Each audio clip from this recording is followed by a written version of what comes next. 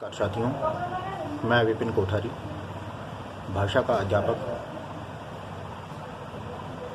मित्रों, किसी भी भाषा को नियमों में बांधने के लिए सर्वप्रथम उसके व्याकरण की आवश्यकता होती है और प्रत्येक व्यक्ति इस मामले में संशय में रहता है कि आखिर ये व्याकरण है क्या।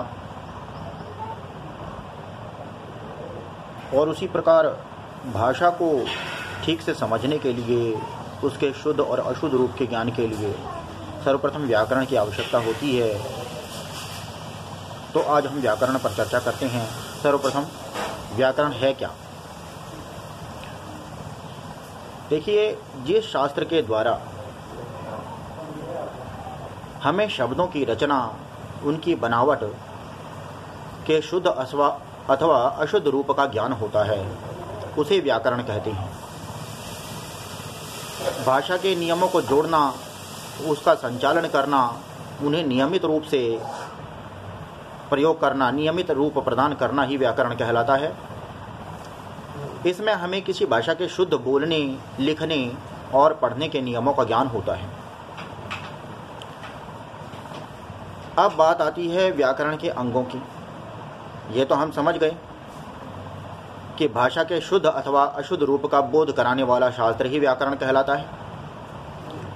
अब उस व्याकरण के अंग क्या क्या हैं? तो मित्रों, व्याकरण शास्त्र के भाषा के चार अंग होते हैं: वर्ण, शब्द, पद और वाक्य। तो इसी प्रकार व्याकरण के भी मुख्यतः चार भाग होते हैं, जिनमें प्रथम एक नंबर पर आता है वर्ण विचार। भाषा की सबसे छोटी से छोटी ध्वनि इकाई, जिसके और अधिक टुकड़े न किए जा सके, जिसे खंडित न किया जा सके, वही वर्ण कहलाती है, या अक्षर भी कह लेते हैं, जैसे अ, आ, क, ख आदि।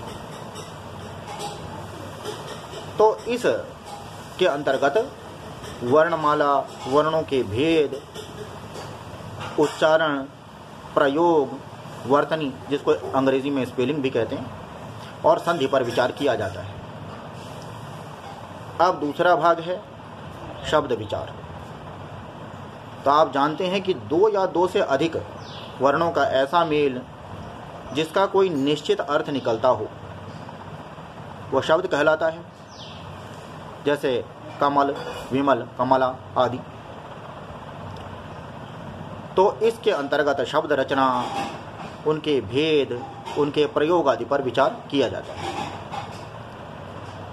और तीसरे नंबर पर आता है पद विचार। तो कोई भी शब्द और पद में कोई विशेष अंतर नहीं है, किंतु कोई भी शब्द जब वाक्य में प्रयोग किया जाता है तो वह पद कहलाता है। और इसके अंतर्गत पद भेद, पद रूपांतर, उनके प्रयोग आदि सम्मिलित होते हैं। तो ये पद विचार हो गया मित्रों। इसके बाद आता है वाक्य विचार। तो दो या दो से अधिक शब्दों का जो सार्थक मेल, जिसका कोई निश्चित अर्थ निकलता हो, जो व्याकरण के नियमों के अनुसार सुव्यवस्थित रूप से लिखा गया हो या बोला गया हो, वही वाक्य कहलाता है। इसका निश्चित अर्थ होता है, जैसे राम आम खाता है, रमा पानी पीती है। तो सुनते ही हमें हमारे मस्तिष्क में एक निश्चित विचार आ जाता है और हमें उसका अर्थ मालूम पड़ जाता है। एक तरीके से ये कहें कि वो शब्द चित्र मस्तिष्क में उपस्थित हो जाता है कि फलां व्यक्ति पानी पी रहा है, या फलां व्यक्ति कुछ खा रहा है, या कुछ पढ़ रहा है आदि आदि। इसमें वाक्य, उनके अंग, पदबंध और विराम चिन्ह आदि नियमों का पालन किया जाता है। अब कुछ लोग लिपि पर संशय में रहते हैं, खास तौर पर विद्यालय के बच्चे जो हैं, उनसे बात की जाती है तो वो लिपि के बारे में कुछ विशेष विचार रख नहीं पाते हैं, कहते हैं लिखने का ढंग। तो मौखिक भाषा को जब लिखकर व्यक्त किया जाता है, तो लिखकर व्यक्त करने के लिए विभिन्न ध्वनि चिन्हों या वर्णों का प्रयोग किया जाता है। उस मौखिक भाषा को व्यक्त करने के लिए, समझाने के लिए, और वही व्यवस्था लिपि कहलाती है। लिपि का शाब्दिक अर्थ है लिखित या चित्रित करना। इसी प्रकार जैसा हम जानते हैं कि हिंदी और संस्कृत भाषा के लिपि देवनागरी है, तो अंग्रेज़ी की रोमन है, पंजाबी की गुरुमुखी है, उर्दू की फारसी है और बांग्ला की बांग्ला लिपि है। तो इस वीडियो में बस इतना ही।